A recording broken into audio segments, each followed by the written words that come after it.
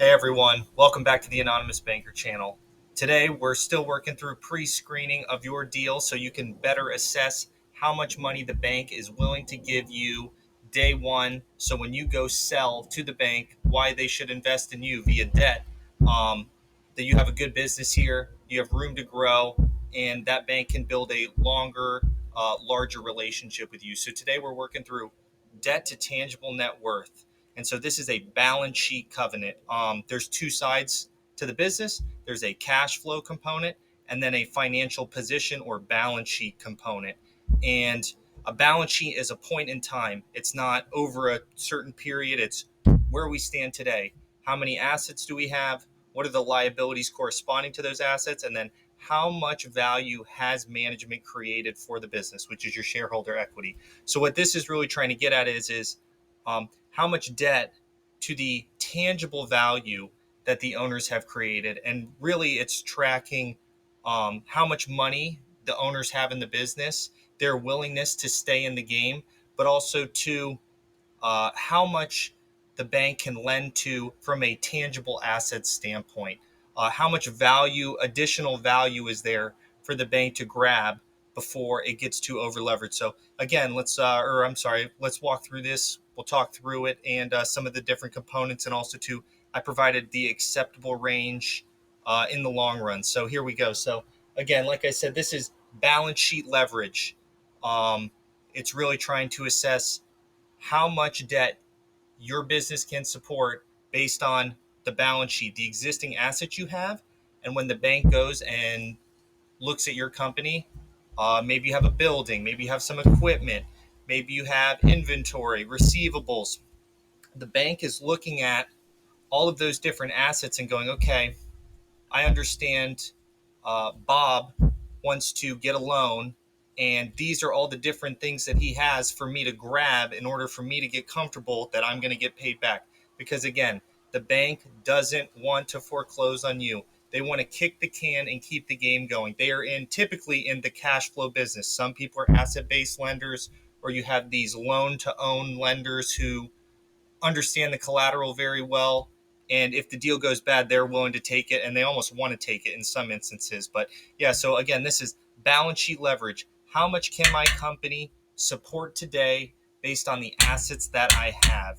And we do tangible in this regard because we're talking about a bank. We're talking about a conventional lender.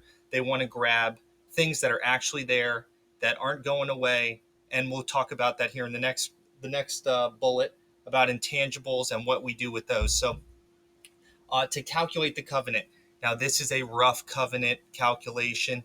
Of course, you can get into a situation where you're subtracting shareholder debt because it's subordinated and some other stuff that goes into the equation. But trying to keep it simple, these are, again, pre-screening metrics. So we're trying to get to a quick decision. Hey, if I go to the bank and I want my money, will they give it to me, or at least entertain what I'm thinking? So for the calculation, we have total debt.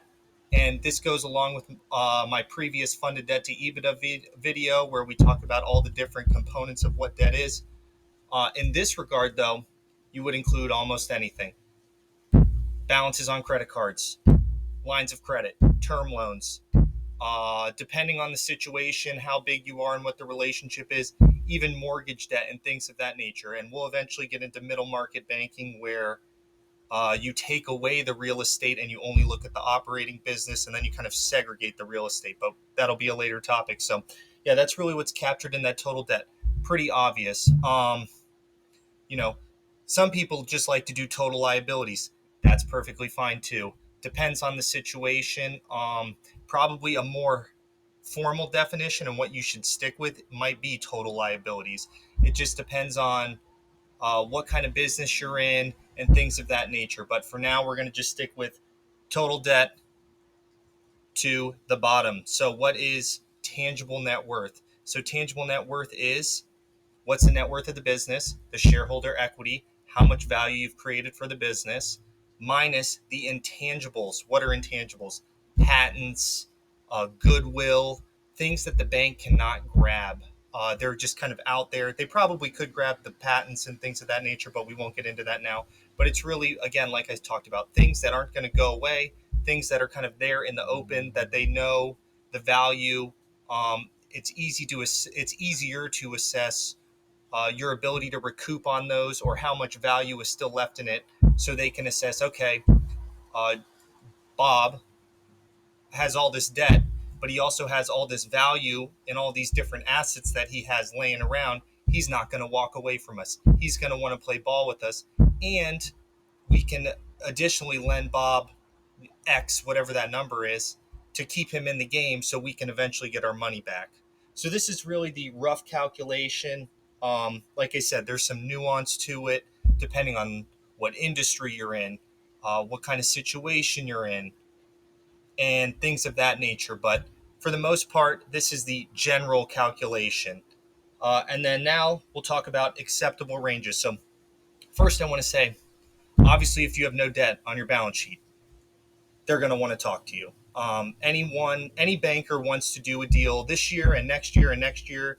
They're trying to feed their family too. So I call it having runway, where you can grow for 3, 5, 7, 10 years, and the bank can continue to lend you money, grow the relationship, and as I've said in previous videos, it takes a long time to get the money out after you've lent it. So runway is what it's all about, in my opinion, and how you can be successful moving forward as a banker. Does this business have the ability to grow? Are the loans that I'm providing accretive to earnings, and meaning, are they going to make earnings go up and continue to support more debt? And yeah, so again, like I said, any business that has no debt, they're definitely going to take a look at you, and then from there they're going to look at smaller things and things of that nature. Okay, so the ideal range, like I provided in the funded debt to EBITDA video, 0.5 to 1.5. So again, this is on a pro forma basis. So you come to them, they're looking at your new your new project, and they punch in your existing debt and then also the new debt. And again, they're comparing it to your tangible net worth, your shareholder equity minus your intangibles. Because again, the bank's going to want to grab hard collateral. This is not investment banking. This is not private equity, venture capital. We're just talking conventional, basic, standard stuff. And on the low end, 0.5, that's great. You have a 0.5 pro forma, bank's going to want to do it. Makes sense, especially if the cash flow supports it. The bank sees, okay, this owner has more money in the business than I'm lending them. They're not just going to walk away from it. I love that. Okay, as we move higher into this 1.5 range, that's when you might get a little hesitation. And this is where scale and other things come into play. If you are up in this 1.5, 2, really 2 is pretty high. 2 is, people are starting to get a little nervous. And then as you get away from 2 up into the 2, 2, 3, 4 range, again, depending on what the business is. And I don't think I've ever done a deal, at least from a conventional standpoint, in the segments that I've dealt with, that got up into the 4 range, unless it was in a bad situation.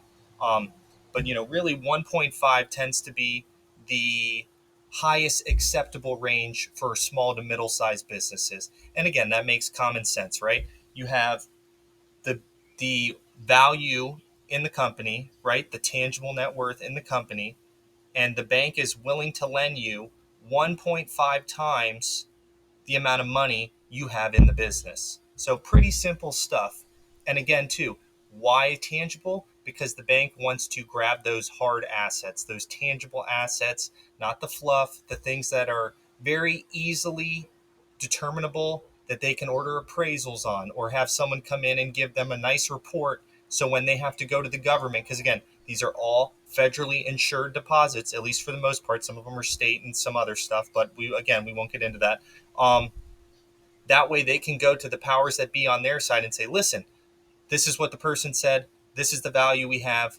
On a pro forma basis, it's in the ideal range. And then again, if we go back to the funded debt to EBITDA, it covers and all that fun.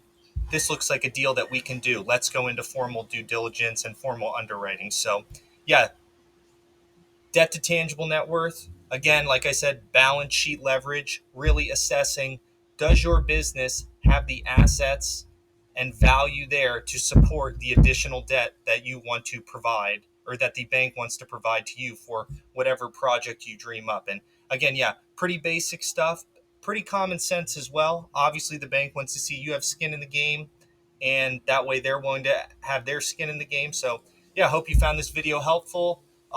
Next up, we'll have types of lenders and a few other things coming down the pipe. So, thanks so much. Like, subscribe, do all that fun stuff. And again, like I said, you can even ghost follow. I don't care. But yeah, thanks for watching. Appreciate the time and talk to you soon.